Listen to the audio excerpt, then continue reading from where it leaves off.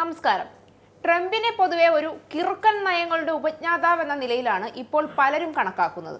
പക്ഷേ സാധാരണ ആൾക്കാരെ പോലെ ചിന്തിക്കുന്നവരെക്കാൾ അപകടകാരികൾ ചിലപ്പോഴൊക്കെ ആകാറുള്ളത് ഇത്തരം യുക്തിക്ക് നിരക്കാത്ത തരത്തിൽ പ്രവർത്തിക്കുന്നവരായിരിക്കും. അത്തരം കൂട്ടർ തൊട്ടടുത്ത നിമിഷം എന്ത് ചെയ്യുമെന്ന് മുൻകൂട്ടി പ്രവചിക്കാൻ പോലും കഴിയില്ല.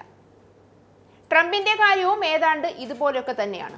വരും വരായ്മകൾ എന്താണെന്ന് നോക്കാതെ ഉടനടി തോന്നിയ പോലെ പ്രവർത്തനങ്ങൾ നടത്തുന്ന ട്രംപിനെ ഒരടി അകലത്തിൽ നിർത്തുകയല്ലാതെ വേറെ വഴിയില്ല.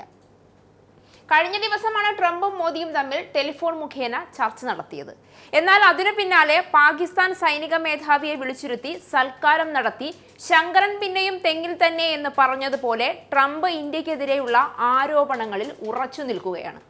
ഇന്ത്യയും പാകിസ്ഥാനും തമ്മിലുള്ള സംഘർഷം അവസാനിച്ചത് തന്റെ ഇടപെടലിലൂടെയാണ് എന്ന അവകാശവാദം ആവർത്തിച്ച് അമേരിക്കൻ പ്രസിഡന്റ് ഡൊണാൾഡ് ട്രംപ് വീണ്ടും രംഗത്ത് വന്നിരിക്കുകയാണ്.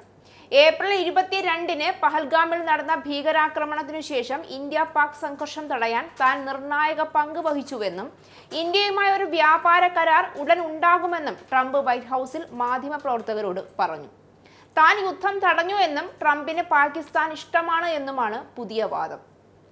ഒരേ സമയം ഇരയോടൊപ്പവും വേട്ടക്കാരനോടൊപ്പവും നിൽക്കുന്ന രണ്ടു വെള്ളത്തിൽ കാലു ചവിട്ടുന്ന മുട്ടാമ്പോക്ക് നയമാണ് ട്രംപിന്റെ ഈ വാക്കുകൾ എന്ന് പറയാതെ വയ്യ. മോദി ഒരു അസാധാരണ വ്യക്തിയാണ് എന്നും കഴിഞ്ഞ രാത്രി അദ്ദേഹവുമായി സംസാരിച്ചു എന്നും പറഞ്ഞ ട്രംപ് ഞങ്ങൾ ഇന്ത്യയുമായി ഒരു വ്യാപാര കരാർ ഉണ്ടാക്കാൻ പോകുന്നു എന്നും താനാണ് പാകിസ്ഥാനും ഇന്ത്യയും തമ്മിലുള്ള യുദ്ധം തടഞ്ഞത് എന്നും വീണ്ടും അവകാശപ്പെട്ടു. അതേസമയം പാകിസ്ഥാൻ ഭാഗത്തു നിന്നുള്ള ശത്രുതാപരമായ നീക്കങ്ങൾ തടയുന്നതിൽ ഈ പാകിസ്ഥാൻ സൈനിക മേധാവി അതീവ സ്വാധീനം ചെലുത്തിയെന്നായിരുന്നു Pakistan army chief general Asim മുനീറിനെ വൈറ്റ് ഹൗസിൽ ഉച്ചഭക്ഷണത്തിന് ആതിഥ്യം വഹിച്ചതിനെ തുടർന്നുള്ള ചോദ്യത്തിനുള്ള ട്രംപിന്റെ മറുപടി. മോദിയും ഇന്ത്യയുടെ ഭാഗത്തു നിന്നുള്ള മറ്റുള്ളവരും ഒന്നിച്ചാണ് ഇത് സാധ്യമാക്കിയത് എന്നും ഇന്ത്യയും പാകിസ്ഥാനും ഏറ്റുമുട്ടുകയായിരുന്നു എന്നും രണ്ടും ആണവായുധ ശക്തികളാണ് എന്നും ട്രംപ് കൂട്ടിച്ചേർത്തു. അതേസമയം ഇന്ത്യയും പാകിസ്ഥാനും തമ്മിൽ സൈനിക നടപടികൾ അവസാനിപ്പിക്കാനുള്ള തീരുമാനം ഇരു രാജ്യങ്ങളുടെയും സൈന്യങ്ങൾ തമ്മിലുള്ള നേരിട്ടുള്ള ചർച്ചകളിലൂടെയാണ് നടത്തിയതെന്ന് നരേന്ദ്രമോദി ഫോൺ സംഭാഷണത്തിലൂടെ ട്രംപിനോട് വ്യക്തമാക്കിയതിന് മണിക്കൂറുകൾക്ക് പിന്നാലെയാണ് അമേരിക്കൻ പ്രസിഡന്റ് തന്റെ അവകാശവാദങ്ങൾ ആവർത്തിച്ചത് എന്നതാണ് ഇവിടെ ശ്രദ്ധേയമാകുന്നത്. 35 മിനിറ്റ് നീണ്ട ഫോൺ സംഭാഷണത്തിൽ ഇന്ത്യ ഒരിക്കലും മധ്യസ്ഥത അംഗീകരിച്ചിട്ടില്ല എന്നും ഭാവിയിലും അംഗീകരിക്കില്ല എന്നും മോദി വളരെ ശക്തമായി വ്യക്തമാക്കിയിരുന്നു. സംഘർഷം അവസാനിപ്പിക്കുന്നതിനായി ഇന്ത്യ US വ്യാപാര കരാർ അല്ലെങ്കിൽ ഇന്ത്യ പാകിസ്ഥാൻ ഇടയിൽ US-ന്റെ മധ്യസ്ഥത എന്നീ വിഷയങ്ങൾ ഒരിക്കലും ഒരു തലത്തിലും ചർച്ച ചെയ്തിട്ടില്ല എന്ന് മോദി ട്രംപിനോട് വ്യക്തമാക്കിയിരുന്നു. ഏപ്രിൽ 22-ന് ജമ്മു കാശ്മീരിലെ പഹൽഗാമിൽ നടന്ന ഭീകരാക്രമണത്തിനു ശേഷം ഭീകരവാദത്തിനെതിരെ ശക്തമായ നടപടി സ്വീകരിക്കാനുള്ള ഇന്ത്യയുടെ ദൃഢനിശ്ചയം ലോകത്തോട് വ്യക്തമാക്കിയിരുന്നതായും മോദി ട്രംപിനോട് പറഞ്ഞു.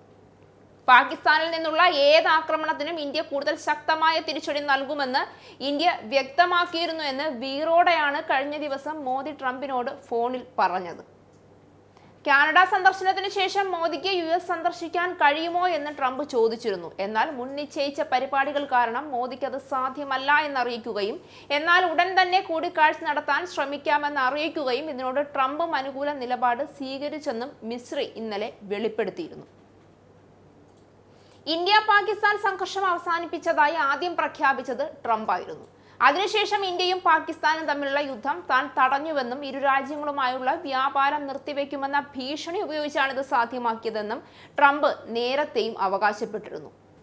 എന്നാൽ ഇന്ത്യയുടെ വിദേശകാര്യ മന്ത്രാലയം ഈ മധ്യസ്ഥത അവകാശവാദം തള്ളിക്കളയുകയും ഇന്ത്യ പാക് ചർച്ചകൾ നേരിട്ടുള്ള സൈനിക തലത്തിലാണ് നടന്നതെന്നും വിശദീകരിച്ചിരുന്നു. എന്ത് ഉദ്ദേശിച്ചുകൊണ്ടാണ് ഇന്ത്യക്കും പാകിസ്ഥാനും ഇടയിൽ നിന്നുകൊണ്ട് ഇത്തരത്തിൽ പുതിയ കരുനീക്കങ്ങൾ ട്രംപ് നടത്തുന്നതെന്ന കാര്യം അറിയില്ല. ഒന്നും കാണാതെ ഒരു ചെറിയ ചുവട് പോലും മുന്നോട്ട് വെക്കുന്ന വ്യക്തിയല്ല ട്രംപ് എന്നതുകൊണ്ട് തന്നെ എന്താണ് ട്രംപ് കണക്ക് കൂട്ടുന്നത് എന്നത് അതീവ ജാഗ്രതയോടെ ഉറ്റുനോക്കി മാത്രം മനസ്സിലാക്കേണ്ട കാര്യമാണ്.